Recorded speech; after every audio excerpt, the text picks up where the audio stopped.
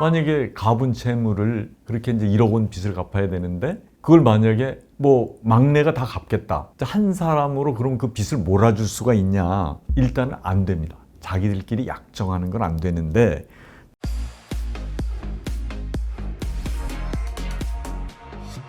안녕하세요. 행복한 상속의 홍순기 변호사입니다. 이번 시간에는 지난 시간에 예고를 드린 대로 상속재산 분할에서 분할 대상이 아닌 재산, 분할 금지 재산도 있다. 그 부분에 관해서 말씀을 드리겠습니다. 아직까지 구독자가 아니시면 구독, 좋아요 눌러주시면 감사하겠습니다. 우선 구독자분의 질문을 읽어드리겠습니다.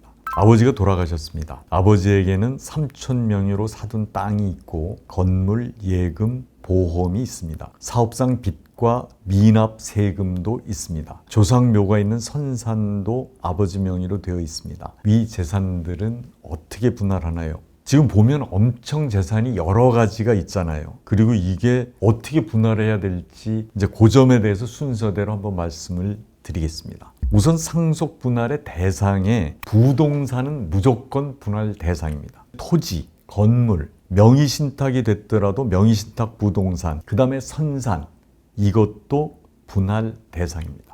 두 번째로는 분할 대상이 아닌 재산이 있습니다. 금전 채권에 관한 것이라고 보면 됩니다. 금전 채권이나 금전 채무, 이걸 가분 채권이라고 하는데요. 나눌 수 있다는 뜻이거든요. 금전 채권은 나눌 수 있잖아요. 예를 들어서 1억을 받을 수 있다 그러면 뭐 5으로도 나눌 수 있고 4수로도 나눌 수 있잖아요.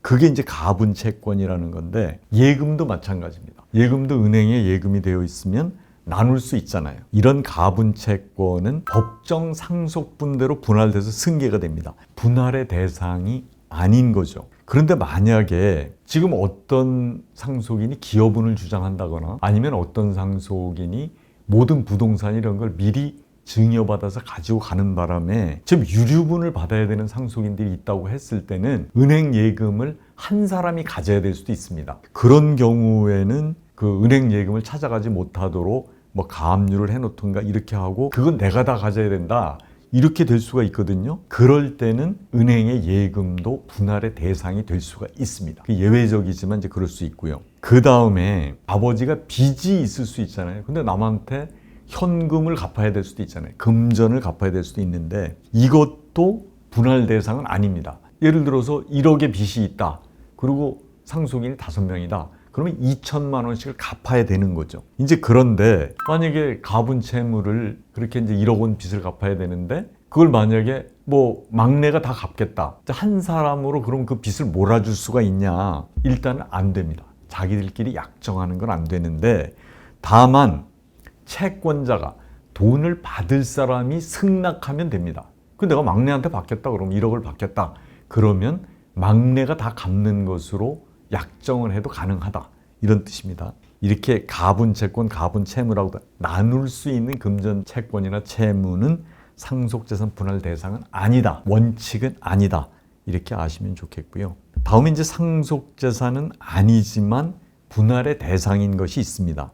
그게 뭐냐면 이제 과실이라는 건데요. 이제 부동산에 관해서도 임대료라는 건 이제 법률적인 용어입니다. 이게 과실이라고 하고, 그 다음에 뭐 주식 배당금, 그 다음에 은행 예금에 대한 이자, 이거를 과실이라고 하거든요. 이것들은 분할의 대상입니다. 그리고 또 하나가 상속재산의 대상재산이라는 개념이 있습니다. 이게 이제 법률적인 용어라서 익숙하진 않은데 이게 무슨 말이냐면 상속재산이 다른 형태로 바뀌었다는 뜻입니다. 그러니까 상속재산을 아버지가 있을 때 팔았는데 그 돈을 못 받은 상태에서 돌아가셨다. 그럼 매매 대금이 들어올 거 아니에요. 이제 그게 대상 재산인 겁니다. 그 다음에 또 하나는 집에 화재가 나서 화재 보험료가 나온다. 그것도 대상 재산이고, 그 다음에 땅이 수용이 돼서 보상금이 나온다. 그것도 대상 재산입니다. 이것은 분할의 대상이 됩니다. 다음에 이제 예외가 있습니다. 아까 제가 이제 선산도 분할의 대상이다 이렇게 말씀을 드렸는데, 선산이 제사 재산이 되는 수가 있습니다. 그게 뭐냐면 이제 금양임야나 묘토가 되는 경우인데요. 이거는 이제 금양임야나 묘토가 되면 그게 세금도 일단은 뭐 받지 않고 이렇게 이제 보호를 해주는 개념이 있는데, 이게 금양임야나 묘토라는 거는 분할 대상이 아니고 이거는 제사 주재자의 단독 소유가 됩니다. 그러니까 법률상 금양이면 묘토가 되어 있어야 되는 거죠.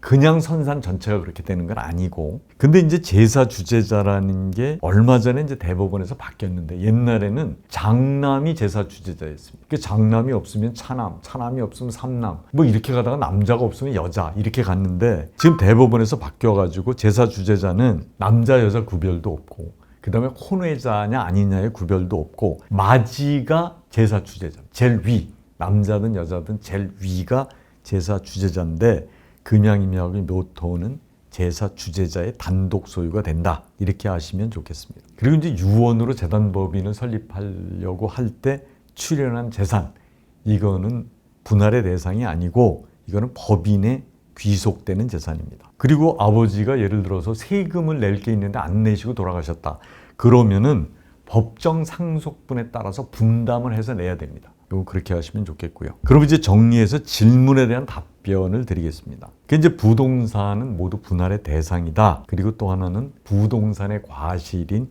임대료나 이자도 분할의 대상이다, 이렇게 아시고요. 그 다음에 예금 등 가분채권은 법정 상속분대로 분할돼서 승계되기 때문에 분할의 대상은 아니지만, 이게 기여분이나 유류분 때문에 한 사람이 가져야 될 그런 경우가 있다면 이것도 분할의 대상이 될 수 있다.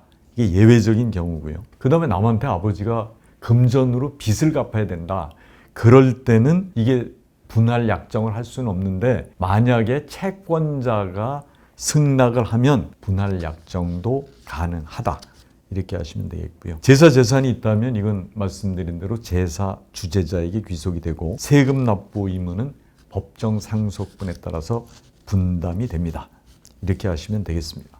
이상 영상이 유익하셨다면 구독, 좋아요 부탁을 드리겠습니다. 그리고 다음 시간에는 이 상속재산 분할의 기간이나 방법이 법에 정해져 있냐, 이렇게 물어보시는 그 구독자분들이 많이 계셨는데, 그 점에 대해서 준비를 했습니다. 감사합니다.